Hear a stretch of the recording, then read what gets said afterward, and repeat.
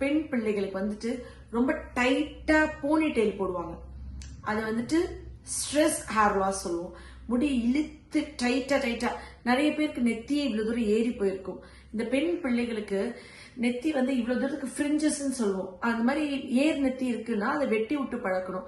Side வடிக எடுத்து சீவு பழகணும். நிறைய பேர் நிறைய கிளிப்பு போடுவாங்க, குஷி கிளிப்ஸ் மாதிரி. நிறைய கிளிப் போட்டே இருக்கிற இடத்துல ஸ்ட்ரெஸ்னால முடி வந்து பிரேக் ஆகலாம், முடி தின்னாகலாம், அப்புறம் அந்த இடத்துல வந்து சொட்டையே ஆகலாம். ஹேர் பின் நிறைய குத்திக்கிட்டே இருந்தா. ஸோ நம்ம தலையை நல்லா சீவி பின்னி போடலாம். பட் டைட்டா இழுத்து போனிடெயில் போடுறாங்க இல்லையா, அவங்களுக்கு வந்து முடி ரொம்ப ஈஸியா கொட்டும். அப்புறம் தீராத நோய்கள், இப்போ கேன்சர் போன்ற நோய்களுக்கு மருந்து எடுத்துக்கிறாங்க. அதே மாதிரி அவங்களுக்கு நிறைய வந்துட்டு இந்த ஹார்ட்டுக்கோ இல்ல ஸ்டீராய்ட்ஸ் மாதிரி ஏதாவது மருந்துகள் நிறைய எடுத்துக்கிறாங்கன்னா அந்த டைம்ல முடி கொட்டுறது ரொம்ப காமன். ஸோ இது என்ன காரணத்தினால முடி கொட்டுதுன்னு ஃபர்ஸ்ட் பார்க்கணும். ஹார்மோன் இம்பேலன்ஸா பார்க்கணும். பெண்களுக்கு இரெகுலர் பீரியட்ஸ்னால, பிசிஓடினால, ஹிர்சிட்டிசம் சொல்லுவோம்.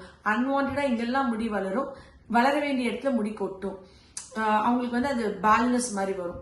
ஸோ இந்த மாதிரியா ஹைப்பர் தைராய்டு, ஹைப்போ தைராய்டு ரெண்டுத்துலயுமே முடி கொட்டும், ட்ரை ஆகும், தலையில பொடுகு இருந்தா. அப்புறம் நிறைய எண்ணெயே தேய்க்க மாட்டேங்கிறாங்க. என்ன சொல்றாங்க, தலைக்கு எண்ணெய் தேய்ச்சா அது வந்து இப்ப ஃபேஷன் மாதிரி வச்சுக்கிறாங்க. அப்புறம் இன்னொரு தவறான ஒரு புரிதல் இருக்கு. நான் ஹோமியோபதி மருத்துவ முறையில என்ன சொல்றேன்னா, தலை காஞ்சி ரொம்ப ட்ரையா இருந்தா பொடுகு வந்து நிறைய முடி கொட்டும். ஆக்சுவலி நல்ல தேங்காய் எண்ணெய் தேய்க்கணும்னு சொல்லுவோம்.